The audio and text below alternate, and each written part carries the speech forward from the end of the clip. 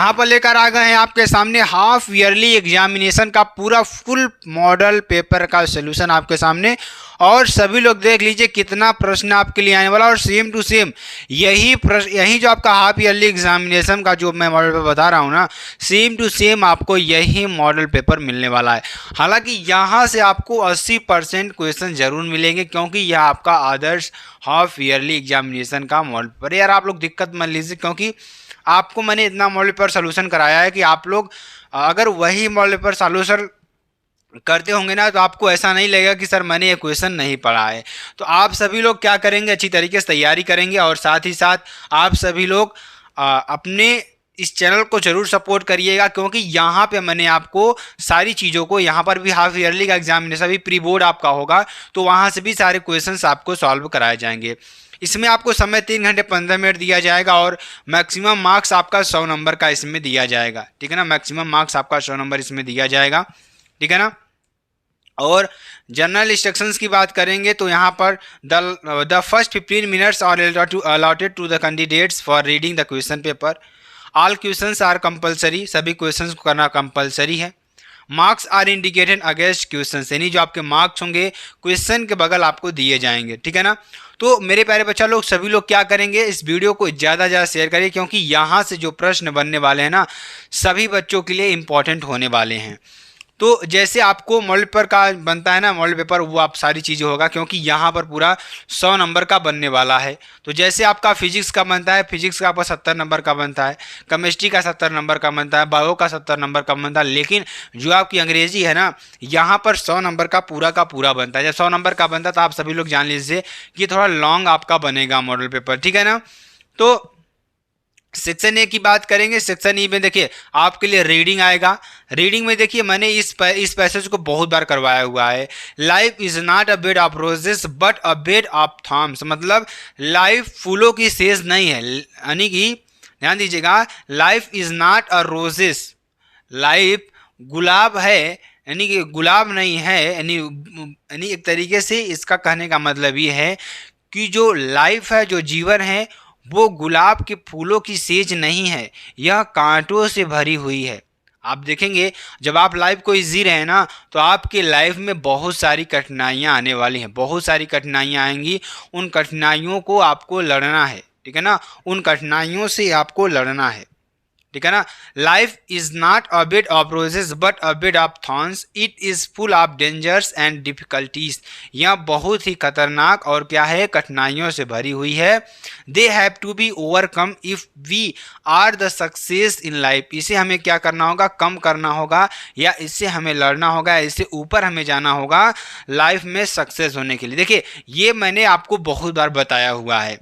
ठीक है ना। और मैंने सॉल्व करने की ट्रिक भी आपको बताइए। अगर आपको नहीं पता है तो आप आज लोग देख लीजिए कि इस कैसे इसको सॉल्व करना, क्योंकि यहाँ से मैं आपको 15 नंबर क्लियर कर दूंगा, 15 नंबर पूरा यहाँ से मैं आपका क्लियर कर दूंगा। ठीक है ना।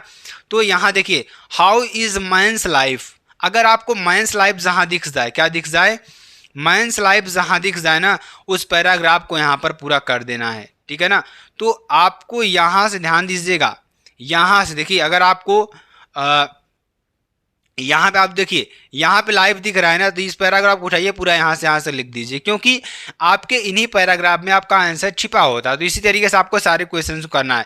सक्सीड इन लाइफ एक उठाना है, इस पैराग्राफ को उठाइए, यहाँ से उठा लीजिए और यहाँ तक कर दीजिए, आपका आंसर कंप्लीट हो जाएगा।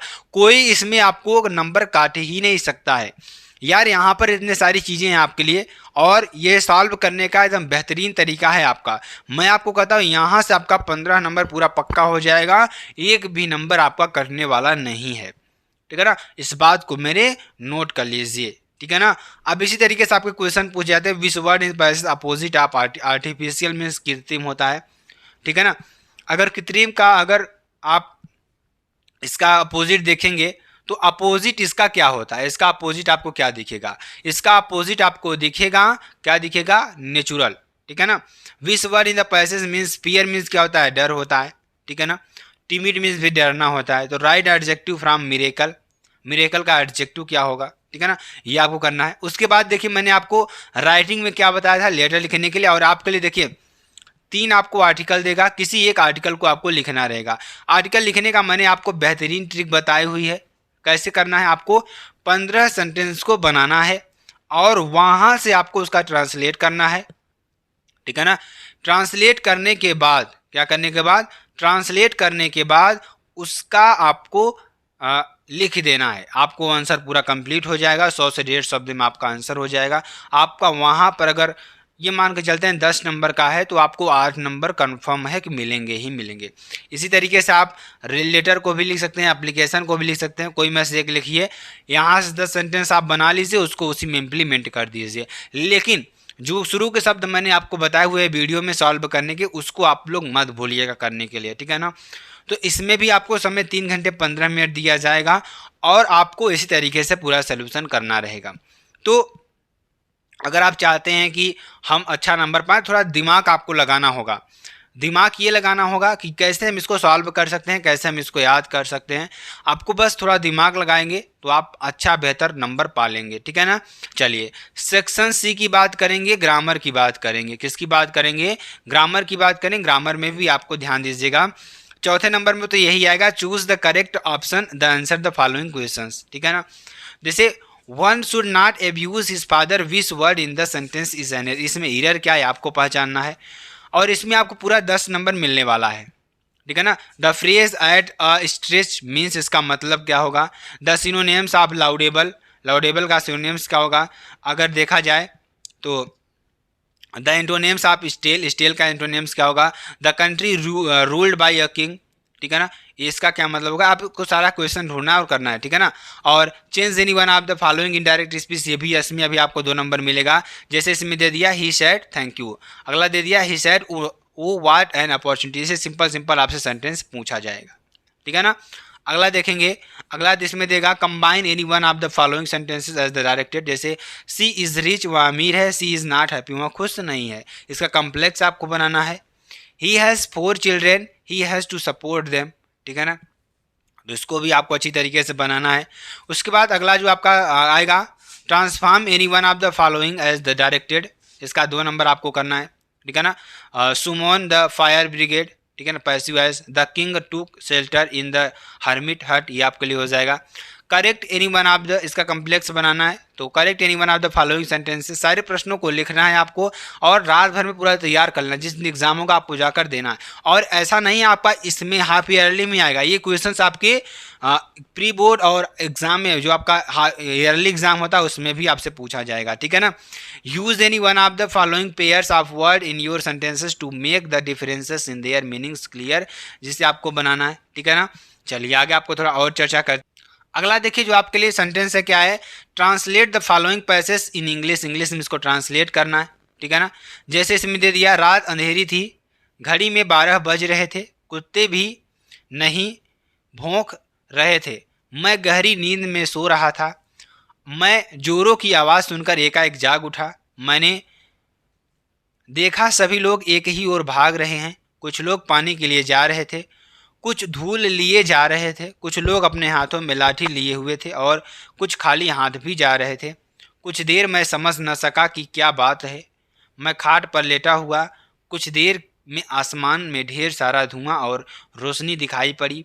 ज्ञात हुआ कि एक मकान में आग लग गई थी और सब लोग भाग गए थे, किंतु एक माँ अपने बच्चे के साथ उस मकान में जल रही थी। माँ के महान प्रेम और कौन नहीं जानता, माँ का प्यार निस्वार्थ प्रेम का सबसे उत्कृष्ट उदाहरण है, ठीक, ये आपको कर देना है।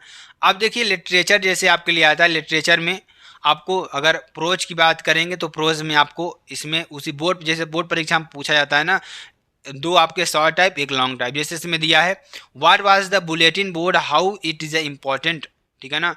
बुलेटिन बोर्ड पर क्या था और वह हमारे लिए कैसा इंपॉर्टेंट है। हु वाज मुकेश, मुकेश कौन था। Where did he belong in what was the ambition, वह कहाँ से बिलोंग करता, उसका एम्बिशन क्या है। What terror did Douglas have in this heart, how why did Gandhi ji chide the lawyers, ठीक है ना, ये आपके लिए हो जाएगा। तो इसमें से आपको 2 क्वेश्चन ही करना होगा, 4 क्वेश्चन आपको दिया हुआ है, 2 ही क्वेश्चन आपको करना है। Answer any one of the following questions in about 80 words आपको करना है। जैसे दिया, हुआ साहब कौन था, what was the light that compelled him to wander in the streets of Delhi for a picking. Describe Douglas' struggle at the pool. What strategy did he make to save his life? ठीक, अगला देखिए, जैसे question दे रखा है, इसमें अगर poetry की बात करें तो पोइट्री में ध्यान दीजिएगा। पोइट्री में आपको देगा read the following, state carefully in the answer the questions that. तो driving from my parents home to Cochin last Friday morning I saw mother beside me, doze open mouthed her face ashen like that corpse. ठीक है ना, इसमें आपको 3 question पूछा जाएगा, इसका आपको जवाब देना होगा। 6 नंबर इसमें आपको दिया जाएगा। उसके बाद 10वें नंबर में आपसे पूछेगा एक सेंट्रल आइडिया।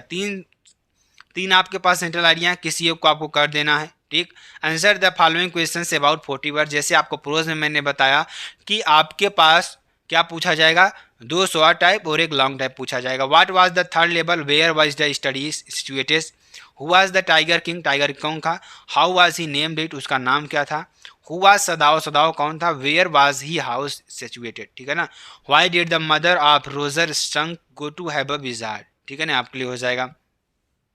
इस तरीके से लॉन्ग में पूछेगा who was doctor Sadao, how did a meet Hannah, married to her, who played an important role in their married in his how. ठीक है ना, और and how what was the vow of the maharaja, how did he fulfil it and what dangers did he face.